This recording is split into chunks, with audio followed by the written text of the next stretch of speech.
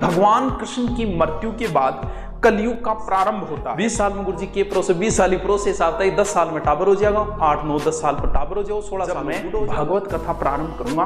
उस समय आपको आना है। भागवती मानसा थोड़े दिन हम क्यों कोर्स तो पूरा में डाल ही दूंगा फिर यूट्यूब पर, थोड़े बहुत और बच्चे वो डाल दिए। फिर आपने अब बहुत सारे नए बच्चे हैं, वो सोचते हैं ये कि सर ये कल्कि कौन है। तो मैं बताऊं कल्कि कौन है, बता देता हूं आपको। कल्कि भगवान विष्णु ने 10 अवतार लेंगे। भगवान विष्णु 9 ले चुके हैं, यानी जैसे राम है, कृष्ण है, वर्रा है, मत्स्य अवतार है, परशुराम अवतार है, ये भगवान विष्णु के सारे अवतार हैं। भगवान विष्णु ने 9 अवतार ले चुके हैं, लेकिन 10वां अवतार भी वो लेंगे। जब जब धरती पे पाप बढ़ता है तब भगवान विष्णु अवतार लेते हैं। तो ये 10वां अवतार है। तो सर ये कब लेंगे? 10वां अवतार है ये लेंगे जब पूरी तरीके से कलयुग आ जाएगा, यानी पूरी तरीके से जब कलयुग आएगा तब लेंगे इसका अवतार। अब थे कह दो गुरुजी कलयुग कितो को और बच्चे पूरो आयो को नहीं आयो। पूरो आनेगी जब मैं थान परिभाषा बताऊंगा, जब थार समझ में आएगा कि अभी तक पूरो आयो को नहीं है। कलयुग के अभी तक 5000 साल निकल चुके हैं, यानी भगवान कृष्ण की मृत्यु के बाद कलयुग का प्रारंभ होता है। विकसित पहला राजा है कलयुग का। तो भगवान कृष्ण की मृत्यु के बाद कलयुग शुरू हुआ। तो भगवान कृष्ण या लगभग महाभारत युद्ध को 5000 साल हो गए, यानी कलयुग के 5000 साल तो निकल चुके हैं।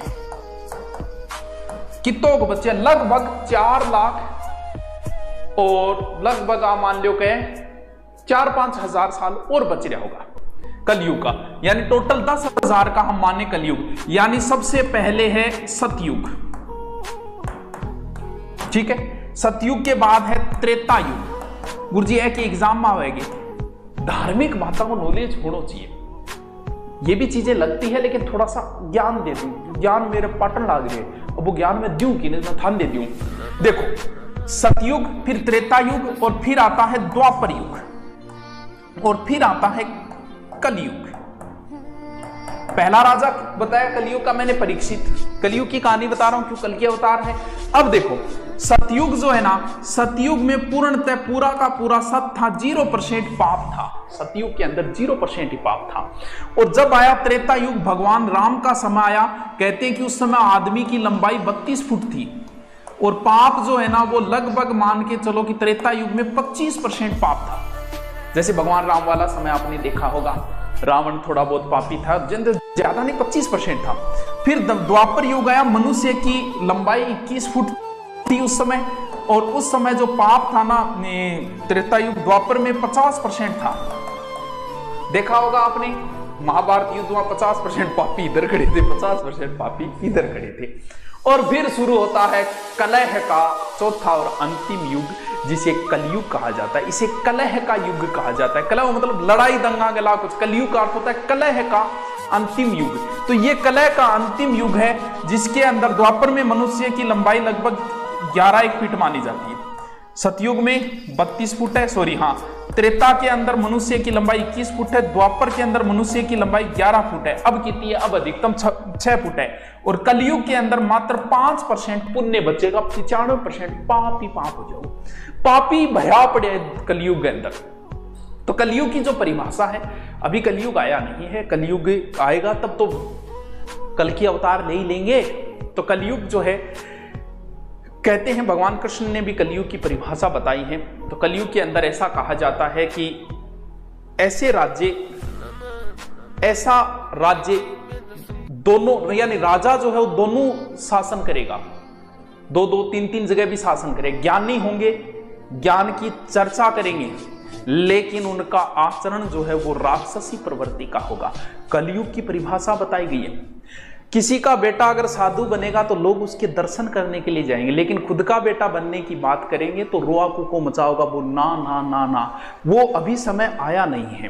कहते हैं कि कलयुग जब आएगा, पूर्णतः कलयुग, तब धनाढ्य लोग जो है वो शादी विवाह है, मनोरंजन आदि कार्यक्रमों में भयंकर पैसा बर्बाद करेंगे, शादी विवाह मकान बनाना ऐसे कार्यों में।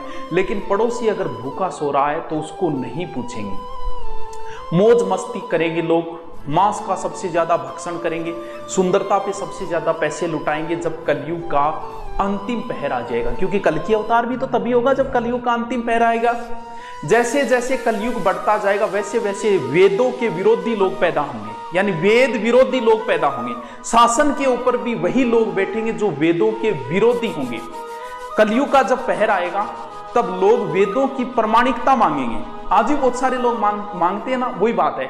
तो जब एकदम कलयुग आ जाएगा तब लोग वेदों की प्रामाणिकता को मानेंगे। तुच्छ लोग जो है वो धर्म ग्रंथों की प्रामाणिकता मांगेंगे। कब? जब कलयुग का अंत। जब इतना पाप बढ़ेगा तो देवताओं का किसी प्रकार का असर नहीं होगा, यानी देवता किसी प्रकार की कोई सहायता नहीं कर पाएंगे। कब? जब कलयुग का अंतिम पल होगा। विवाह फिर एक धर्म नहीं रहेगा। महिलाएं सिर्फ धनाढ्य लोगों के साथ ही विवाह करेगी, गरीब व्यक्ति को छोड़ देगी अगर विवाह हो भी गए। कलयुग की परिभाषा बताओ। अभी पूर्णतः कलयुग आया नहीं है, अभी ये सारी चीजें मैच होती जा रही है। क्यों? क्योंकि अभी कलयुग अंतिम पहर आएगा, तभी जो है वो अवतार लेंगे। कौन? कल्कि अवतार लेंगे। यानी स्त्रियां धनहीन पति के साथ नहीं रहेगी जब कलयुग का अंतिम पहर आएगा। लोग बिना स्नान करे भोजन करेंगे। अब भी बहुत सा ऐसा शेर है, शेरा कुण मुंह धोए, बिना मुंह धोए चा पिएगा, बिना मुंह धोए खानो खागा। अब भी बहुत सा है, लेकिन कलयुग का अंतिम पहर आएगा तब बता रहे, तब की स्थिति। अतिथि का किसी प्रकार का सत्कार नहीं होगा जब कलयुग का अंतिम पहर आएगा। राजा रक्षा नहीं करेगा और अनेक प्रकार के कर लगा के जनता का राजा शोषण करेगा जब कलयुग का अंतिम पहर आएगा। मानव की उम्र मात्र 20 वर्ष रह जाएगी। पहले आपको पता है, आज से 20 साल पहले मानव की उम्र 100 साल थी। देखो चलता चलता 20 साल।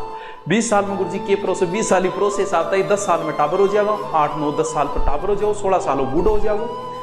और बहुएं जो है वो ससुर को काम पे भेजेगी, पुत्र अपने पिता को काम पे भेजेगा जब कलयुग का अंतिम पहर आएगा। गायें जो है वो दूध देना बंद कर देगी।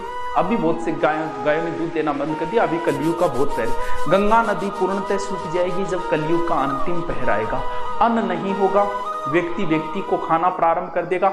हे पार्थ, ये कलयुग की परिभाषा है। पूरी परिभाषा बताएं तो बड़ी डरावनी परिभाषा है कलयुग की। अभी बहुत सारी चीजें अब भी सेट हो रही है कलयुग की, अगर पता हो। बता दिया गंगा नदी पूर्णतः सूख जाएगी। आप देखो गंगा नदी कितनी 20-30% सूख गई है। गायें दूध देना बंद कर दी, 20-30% गायें दूध देना। मानव की उम्र 100 से 60 हो गई, तो सोचो 5000 साल बाद खान पीन ऐसा होगा कि मानव की उम्र मात्र 20 वर्ष बचे। कोई बात नहीं रे टावरो थान में कौन रहा हूं रे, कलयुग की परिभाषा बता के को आगे के आगे अभी आयो को नहीं बना, अभी को नहीं आयो, अभी बाकी है। सर सबसे अच्छा युग कौन सा था? सबसे अच्छा तो यही है। अरे उस समय सतयुग ने पूर्णतः सत्य था। कौन? हरिश्चंद्र जैसे राजा हुए थे जिन्होंने सत्य के लिए अपना परिवार तक का बलिदान कर दिया। फिर जो भगवान राम का युग है उसमें मात्र 25% पाप था, जैसे रावण वगैरह थे। द्वापर भगवान कृष्ण का उस समय आधे पापी हो गए थे, देखा होगा महाभारत दोनों साइडें। और ये तो कलह का युग है जिसमें मात्र 5% धर्म बचता है, बाकी सारा का सारा इसमें पाप ही पाप है। 95% पाप, 5% धर्म है। चलिए हम इन बातों की चर्चा नहीं करते, इनकी बातों की चर्चा करें कब?